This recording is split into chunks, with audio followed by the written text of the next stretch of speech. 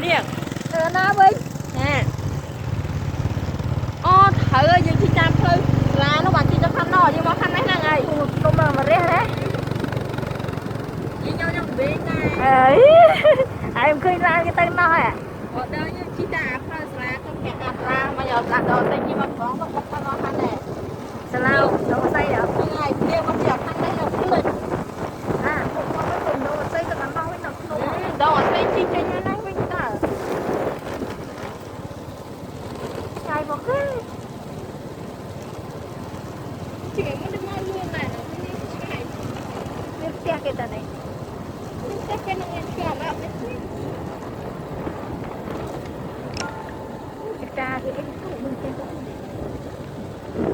có à nó chứ một cái này chỉ đang tủ chất chiều